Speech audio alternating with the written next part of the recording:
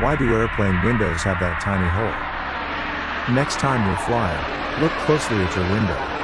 See that tiny hole at the bottom of the plastic pane? What's it doing there? And should we be worried about it? It's called a bleed hole or breather hole. And no, it's not a design flaw. It's actually an essential part of aircraft safety.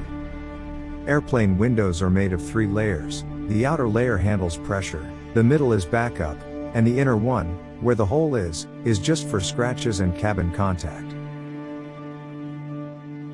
What does it do?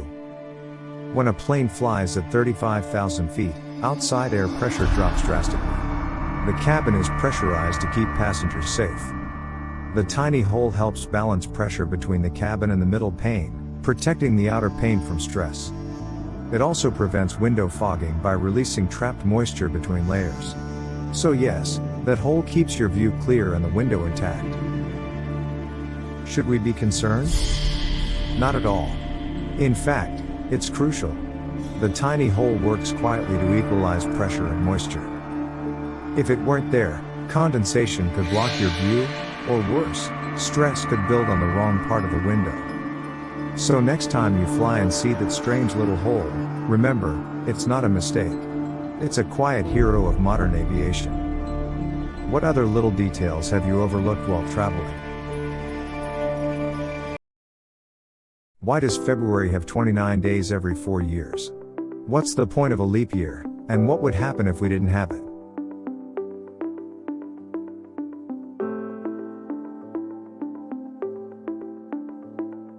A year isn't actually 365 days long.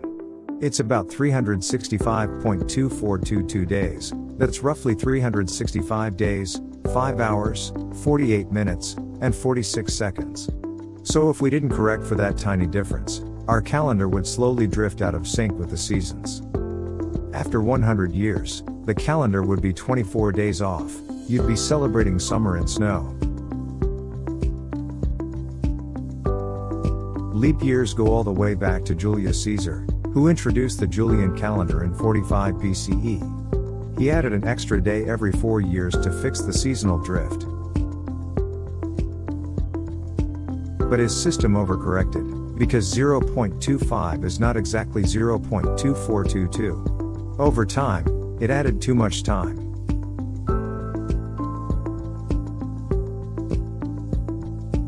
In 1582, Pope Gregory XIII introduced the Gregorian calendar, the one most of the world uses today.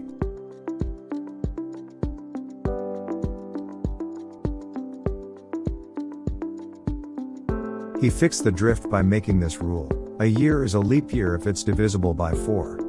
But not if it's divisible by 100. Unless it's also divisible by 400. So, the year 2000 was a leap year, but 1900 was not. Without leap years, our seasons would shift. Eventually, summer would land in December, and holidays like Christmas or Ramadan would creep out of alignment. Leap years keep our clocks and calendars synced with Earth's orbit, so planting, holidays, and seasons all stay predictable.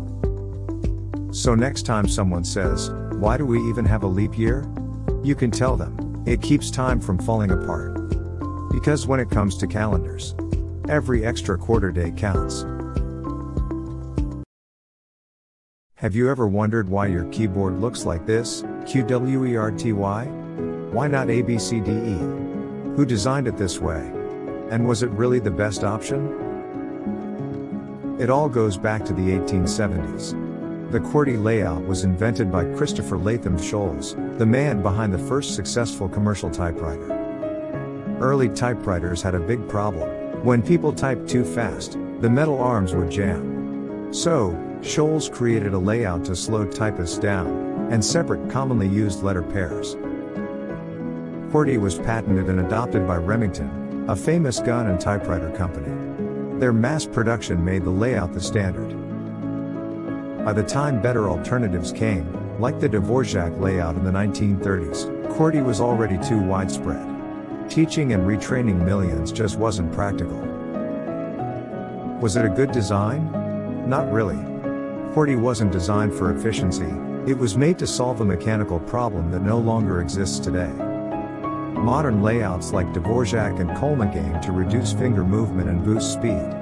But QWERTY's dominance remains unchallenged. For now. So the next time you're typing away, remember, the keys under your fingers are a 150-year-old solution to a problem that no longer exists. Would you switch to a faster layout? Or is QWERTY here to stay?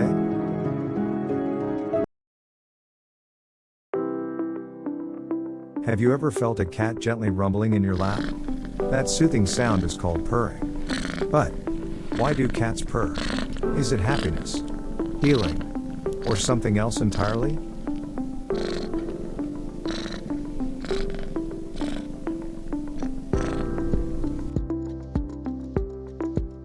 Purring starts in a cat's brain. Signals are sent to the voice box muscles, which rapidly twitch, about 25 times per second, causing vibrations in the vocal cords. This creates the familiar low-frequency hum, both when breathing in and out.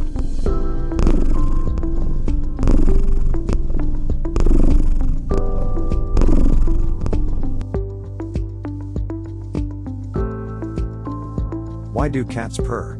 Most people think cats purr when they're happy, and that's true. But they also purr when stressed, hurt, giving birth, or even dying.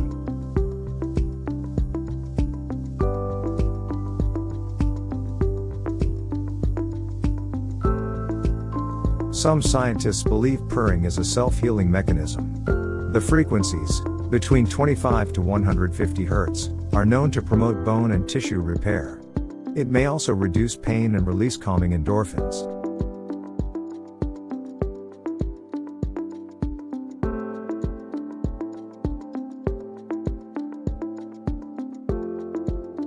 Purring may even benefit us. Studies suggest the calming sound can lower human blood pressure and anxiety. And get this, cats may purr deliberately to get your attention, especially when they're hungry. Researchers call it the solicitation purr.